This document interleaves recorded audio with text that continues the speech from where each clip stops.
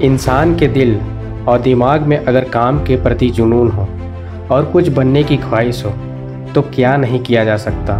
उसके लिए यह कोई मायने नहीं रखता कि वो गांव से है या शहर से। वेलकम फ्रेंड्स, इनसाइडर स्टोरीज में आपका स्वागत है। इनसाइडर स्टोरी में आज हम बात करने वाले हैं बॉलीवुड के एक ऐसे सुपरस्टार के बारे में जो ना लंबी कद के हैं और ना ही गुड लुकिंग हैं, फिर भी उन्होंने अपनी एक्टिंग से पूरे बॉलीवुड में अपनी एक अलग पहचान बना रखी है। जी हाँ, मैं बात कर रहा हूँ अभिनेता नवाजुद्दीन सिद्दीकी के बारे में। यूपी के मुजफ्फरनगर के एक छोटे से गांव बुढ़ाना के होने के बावजूद भी अपनी लगन और मेहनत से हिंदी सिनेमा में उन्होंने अपनी एक अलग छाप छोड़ी है। एक आम इंसान का बॉलीवुड में काम करना और उसे अपने आप को कम समय में एक अच्छे एक्टर के रूप में बॉलीवुड की दुनिया में साबित करना दोनों बहुत बड़ी बात है। अगर एक आम इंसान बॉलीवुड उद्योग का सफल अभिनेता बन भी गया तो सोचिए यहाँ तक पहुँचने के लिए उसको कितनी मेहनत करनी पड़ी होगी। अगर बात की जाए उनकी अर्ली लाइफ की तो उनका जन्म 19 मई 1974 को मुजफ्फरनगर के एक छोटे से गांव में हुआ था।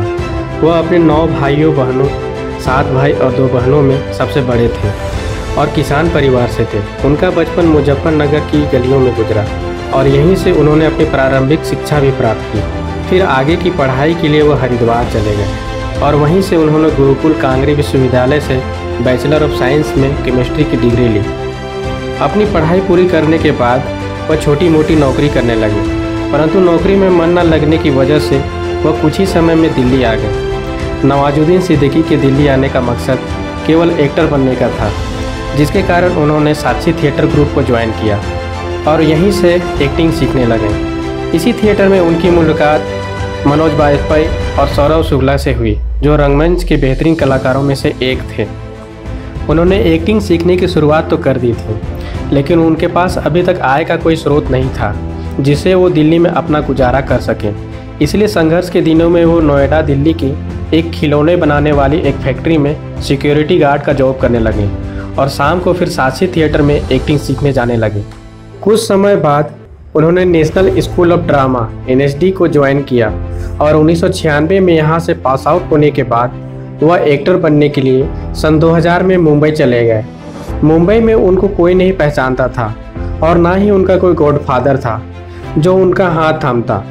मुंबई की माया नगरी में काफ़ी ठोकरें खाने के बाद उन्हें एहसास हो गया था कि यह सफ़र इतना आसान नहीं है जितना वह सोचा करते थे। लेकिन वो पीछे कहाँ हटने वाले थे। उनके दिमाग में तो एक्टिंग का कीड़ा सवार हो चुका था। सोते जागते उन्हें बस एक्टिंग ही नज़र आती, लेकिन उनके एक्टर बनने का सपना कैसे पूरा होगा वह उन्हें भी नहीं पता था। इसलिए जहाँ भी फिल्म्स के लिए इंटरव्यू होती वो वहीं पहुँच जाते, लेकिन हर बार उन्हें रिजेक्शन का सामना करना पड़ता। अब मुंबई आए काफ़ी समय बीत चुका था, ऊपर से उन्हें बार बार रिजेक्शन का सामना भी करना पड़ रहा था। वह इन चीज़ों से थक चुके थे, लेकिन अब वह गांव भी नहीं जा सकते थे क्योंकि वापस जाते तो गांव वालों के ताने सुनने पड़ते। काफ़ी समय बाद उन्हें कुछ एक टेलीविज़न सीरियल्स में काम करने का मौका मिला, लेकिन यहाँ पर उनका रोल बहुत छोटा था, जिसकी वजह से वो अपने आप को प्रूव नहीं कर पाए। नवाजुद्दीन सिद्दीकी को पहला ब्रेक 1999 में आमिर खान की फिल्म सरफरोश से मिला, लेकिन इस फिल्म में भी उनका रोल बहुत छोटा था, परंतु अब उन्हें छोटे मोटे रोल मिलने शुरू हो चुके थे और उनमें वो अच्छा भी कर रहे थे।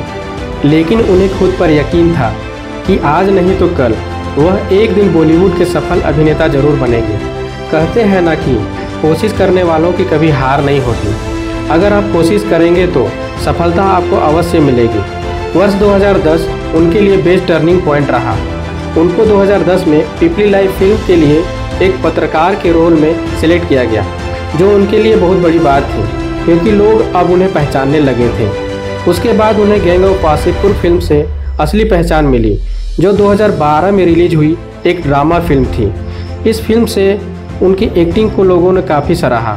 उसके बाद उन्होंने काफ़ी फिल्में की, जैसे the lunch box, Badlapur, Bajrangi भाईजान, फ्रीकी अली, रमन राघव 2.0 और रईस। आज बॉलीवुड से लेकर हॉलीवुड तक उनके काम की प्रशंसा की जाती है। दोस्तों, अगर आप भी अपनी करियर और लाइफ में लगातार फेल होते रहे हैं तो आप उनकी जीवनी एक बार अवश्य पढ़ें। आपको अपनी प्रॉब्लम्स ना के बराबर लगने लगेंगी। ये थी नवाजुद्दीन सिद्दीकी से जुड़ी कुछ रोचक बातें। उम्मीद है आपको ये वीडियो पसंद आई होगी। अगर हाँ तो वीडियो को लाइक करें और मेरे चैनल को सब्सक्राइब करें। और इनकी पूरी बायोग्राफी को पढ़ने के लिए हमारे वेबसाइट insiderstory.in पर विजिट करें, जिसका लिंक मैंने डिस्क्रिप्शन में डाल दिया है। And last, thanks for watching.